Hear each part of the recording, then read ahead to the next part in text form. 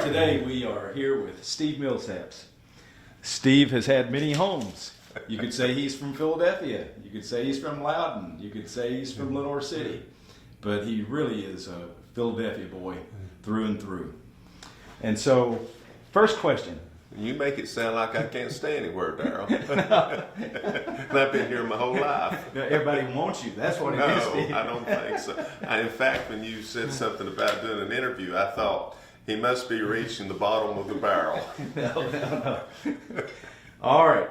Since you are a retired school administrator, coach, and teacher, which one of those titles are you most proud of? I think coach, maybe. Why is that? If it was that, and that was an option, right? Yes. I was already thinking when you asked that. Three. I think a coach does all of those things. And of course, people, I think a lot of times would knock a coach, maybe it's not being a good teacher, of becoming an administrator. But I think good teachers or good coaches are good teachers. And I'll give you an example right off. Richard Blackburn, of course, he was teaching softball, and he was an excellent teacher. Henry Blackburn was an excellent teacher. And I think a lot of the things you learn as a coach translates into becoming an administrator, because you're team building, you're managing. So maybe I think as a coach you wear all of those hats. Yeah. So you're a little surprised by that answer. Yeah, a little bit. That's good though. You had reasoning behind it though. Yeah. And you were right. And you were a coach. Yeah. So I mean, I think you can see that. In fact, one of the things they talked about as a teacher, and if I were to go back, I think I would be a better teacher now after being an administrator. It's just you're constantly assessing a student's progress as a coach. Right. And if you're in a layup line and shooting layups, you're constantly giving feedback. You know, go off this foot, use this hand, and that's what we should be doing in a classroom. Is giving constant feedback to work toward improvement. Right. Well, tell me about your parents. Tell me their names and tell me why they were special.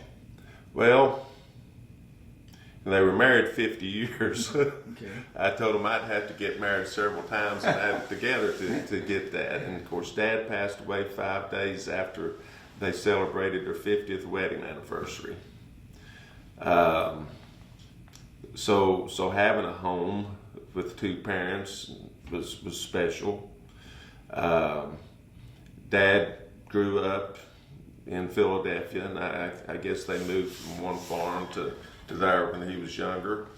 My mother's from Lenore City, and when I went to Lenore City as principal, I would tell people that my mother was a graduate of Lenore City High School, and I would always say what year, and she said, I wish you would stop telling everybody what year I graduated. Of course, she's 94 now, and is the last of the spouses and the last of Dad's siblings who are still alive.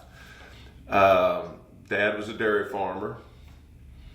I had another farmer tell me one time that he was a good athlete, but he worked.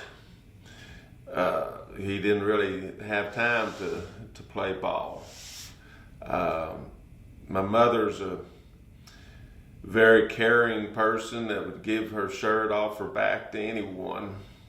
But I guess, so I'll take that from my mom, and then from my dad, I take a work ethic. I hope people would say a lot of times during my career, you work hard. I would say, no, I don't work hard. My father was a hard worker. And just watching him and just having a solid home, I think is what would make that special. Supportive. Of course, growing up on a farm, I think was was special, and it was a unique era. When you said something about talking about growing up on a farm, I think about there weren't many kids around for me to play with. It's all farm. We were out in the country.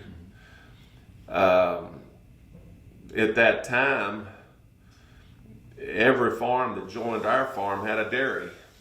And now there might be 2 or 3 dairies in the entire county. Right. Of course, one of the largest being here in the state.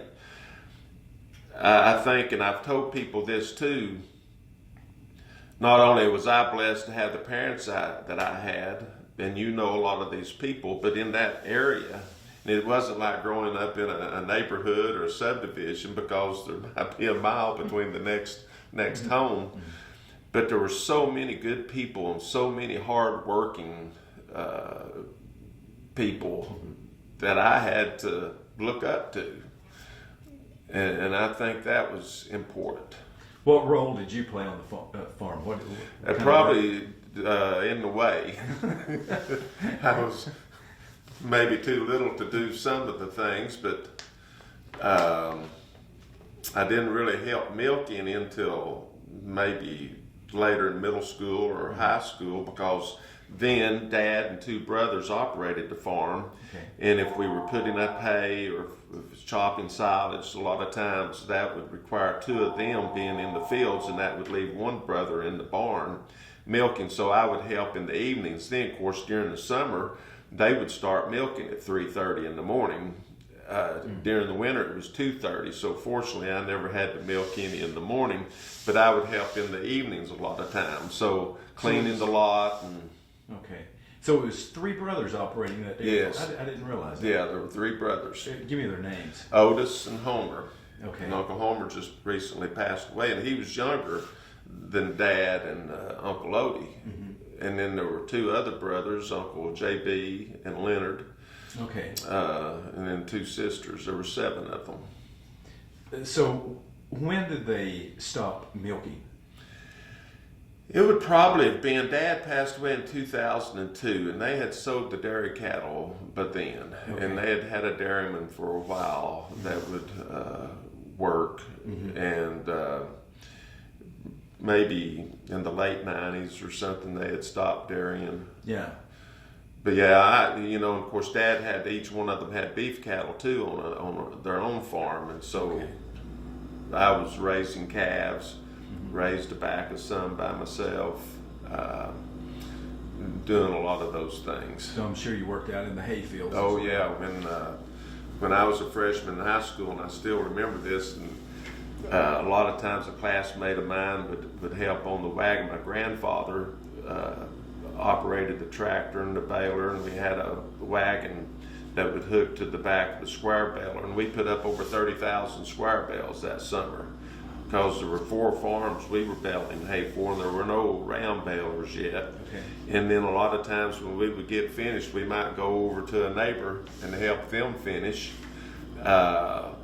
So that was my summer job. And it was almost every day too, and there wasn't any question about, do you want to go help us do this today? Yeah.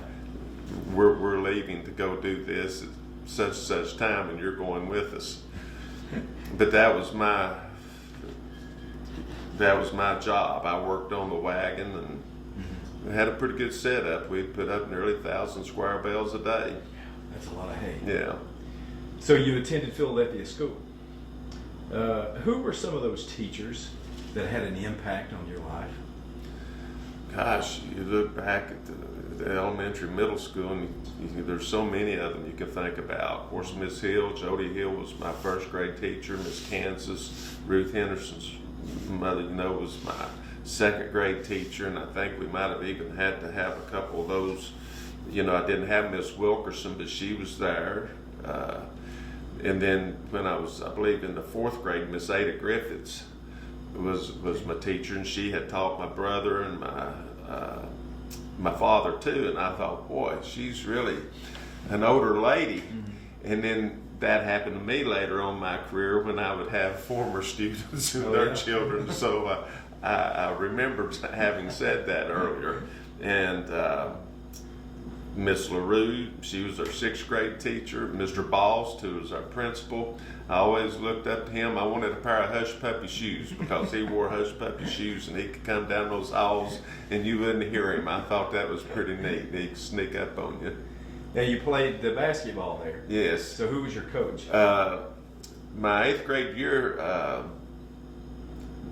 Coach Custede was the coach, and he was, I guess, the volunteer coach back then. Okay. Mr. Bost had coached, and one of the things... That's to your 8th grade year? Yeah, okay. and I don't remember playing a whole lot before then, but I think he coached, and Buster Custede was the coach, and I still remember a funny story that I tell my players now and other people. Bernadette Locke was in 8th grade. She came our 8th grade year, her and Juliet. So we had a really good girls team. In fact, I don't think they lost a game. And I remember Buster wanting to trade David Rawson and me for Bernadette. And of course, that kind of insulted me then and made me mad. But looking back on it these years later, I'm thinking, that's a pretty good trade. That would have been a good trade for him. In fact, if I were given that opportunity, I'd probably try to make it now myself. Who were some of your teammates? Andy Hill, David Rawson, Kenny Gage, Gary Brown. Okay. In fact, there's a picture in the hallway there, and unfortunately about half of them are deceased now. And you take Gary, here's a guy that goes on, he's a year behind us, he goes on and plays for Clemson on the national championship football team. And 1980. Yeah. So you go on to Loudon High School. You graduated in 77. 77. A lot of people think that was the best class to go through Loudon High School. And it's not just us who think that, but a lot of the teachers even mentioned that, yes. What do you think that is? We had a really good group, a lot of good students, a lot of good athletes, just a good group. In fact, this Friday night, we're still keeping the memory of one alive, Randy Davis, and his milk drive that he started before he unfortunately passed away in 2016. Just we're going to mention Randy here a little bit, but go ahead and this would be a good time. Go ahead and talk about the milk drive, which your classmates put on. You know, Randy, for someone who didn't grow up on a farm, to work so hard. You know, he was teaching and farming to accomplish what he did, and he was always passionate about getting involved in things and clubs, and that was one of his goals, I guess, was the milk drive, and it has really grown, and I think that speaks a lot of him for this to continue now, 8 years nearly after he passed away. Now, what is the milk drive? Well, we raise money, and money is donated, and then it is donated and given to pantries and different places to help people who have a difficult time accessing milk. Okay. In high school, what teachers had an impact on you? Well, of course, Coach Watson, and he was the basketball coach, and he was also my bus driver. He was the one that drove the bus that I caught before school. And actually, when he retired or went to Hiawassee and I became the basketball coach, I drove that same school bus for 3 years for W.B. Coster in the mornings before school. Richard Blackburn was a huge influence. He was my geometry teacher, tennis coach. Of course, when you went to Loudon, you know Miss Watkins and Sarah and all of those. Mr. Foster. I didn't have Mr. Napier, but he was, of course, there. Philip Bettis was one of my freshman teachers. So I was very fortunate to have a lot of good teachers, but certainly Coach Watson and Richard Blackburn were very important.